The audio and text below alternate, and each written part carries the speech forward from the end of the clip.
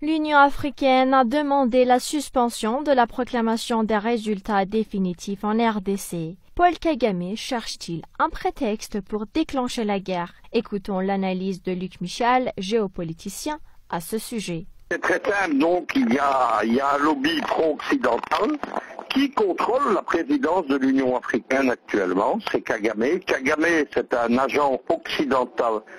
Il a fait de son pays le porte-avions des États-Unis dans la région des Grands Lacs depuis 1995.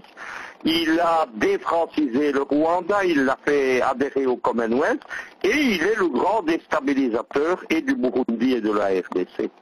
Il est malheureusement encore pour quelques jours à la tête de l'Union africaine et c'est le dernier mauvais coup qu'il fait à l'Afrique. Il a commencé par instiguer la SADC, qui est l'union régionale des pays d'Afrique australe dont le Rwanda fait partie avec le Congo. Il est actuellement de la même façon, il abrite des camps terroristes qui font des frappes terroristes au Burundi. Et à la SADC, il a commencé par créer un lobby contestant les résultats, contestant Tshisekedi, puisque maintenant la campagne est une campagne anti-Tshisekedi et pas anti-Kabila. Et il a donc soutenu Fayoulou. Il a été combattu par l'Afrique du Sud, qui a d'autres intérêts, mais il est soutenu dans la région par l'Angola et par le Quai d'Orsay. Il a mené également une campagne au nom de l'Union africaine, il est soutenu par Alpha Condé, donc le président de Guinée-Conakry. Ce sont des personnages qui ont un poids considérable parce qu'Alpha Condé a été président de l'Union africaine et lui est encore en place. Pour comprendre qui c'est, moi j'ai publié tout ça, mais on ne va pas revenir là-dessus, mais il y a les preuves de 25 ans de collaboration, notamment avec les réseaux coloniaux belges dans la région des Grands Lacs, qui ont été définis par le journal belge Le Vif l'Express, c'est l'édition belge de l'Express, c'est pas moi qui dis ça, c'est un des piliers de la presse du système belge.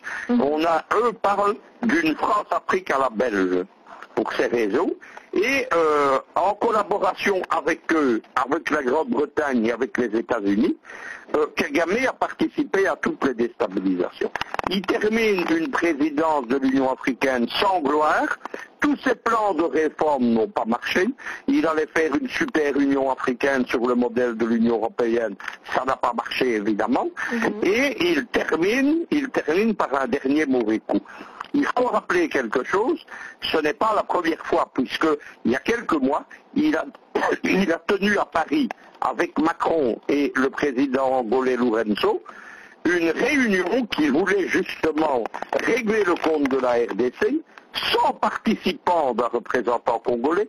Le ministre congolais de l'information, Lambert Mende, à l'époque a répondu que c'était une espèce de nouvelle conférence de Berlin en 1885 où on avait décidé du sort de l'Afrique sans les Africains. Et donc il a continué son travail. Il a obtenu lors de cette réunion à Paris, il y a une diplomatie secrète Paris-Kigali.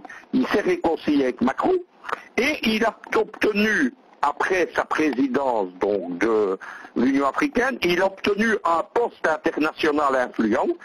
C'est la présidence de l'Organisation internationale de la francophonie par la ministre des Affaires étrangères du Rwanda. C'est une dame comme le régime Kagame qui est anti-française, qui a contribué à la fin du français au Rwanda. Il n'y a plus que la génération qui a connu l'ancien régime qui parle le français, les cours se donnent en anglais, et donc c'est ces gens-là qui ont en main les destinées de la francophonie.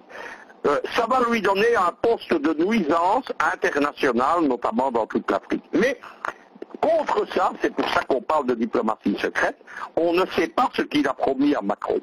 On le sait maintenant, on comprend, ce qu'il a promis, c'est l'installation d'un régime pro-occidental en République démocratique du Congo, puisque vous avez peut-être remarqué que les États-Unis soutiennent le mouvement, mais c'est Paris qui est à l'assaut du tandem maintenant Tshisekedi-Kabila, c'est le Quai d'Orsay.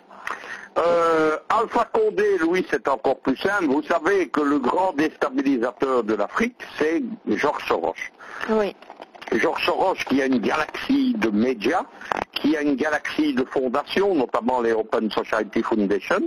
Il a deux adjoints puissants, le milliardaire anglo-saoudien, mais il a un passeport britannique, Mo Ibrahim, qui est spécialisé dans les médias, les instituts de sondage, etc.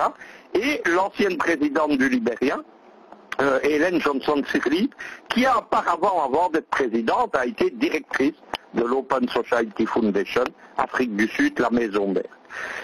Pourquoi je vous parle de ces gens-là? Ces gens-là travaillent main dans la main avec ce qu'on appelle les vitrines légales de la CIA, dont la NDI, pour prendre en main les élections africaines. En 2010, Georges Soros est devenu le conseiller personnel et privé d'Alpha Condé. Vous avez compris le rôle qu'Alpha Condé joue dans tout cela. Ouais. Kagame, en utilisant, en abusant de sa position de président de l'Union africaine, il a entraîné d'autres personnalités qui ne participent pas à ce complot, mais qui se sont laissés entraîner. Il y a quelques présidents, il y a le président de la Commission de l'Union africaine, etc. Et donc, il tente le tout pour le tout, c'est d'empêcher la proclamation des résultats et d'arriver à ce que veut l'ONU, c'est-à-dire le Conseil de sécurité inspiré de nouveau par Paris et les Belges, qui siègent au Conseil de sécurité comme membre non permanent depuis le 1er janvier, à un recomptage des voix. Le but de tout ça, c'est plonger le pays dans le chaos. Et ces gens sont prêts à tout, y compris l'annulation de l'élection, pour que la solution Kabila-Tshisekedi ne fonctionne pas. Voilà ce qui est en train de se passer. Vous avez pu remarquer évidemment que toute la presse occidentale, le Monde Afrique, la Libre Afrique, etc., ce matin salue l'Union africaine qui serait parvenue à la maturité politique, etc. Non simplement, l'Union africaine, elle prouve qu'elle est contaminée par sa fréquentation de l'Union européenne, des Nations Unies, etc. Qu'elle ne joue pas la cause du panafricanisme, mais qu'elle joue la cause de ce que moi j'appelle la recolonisation.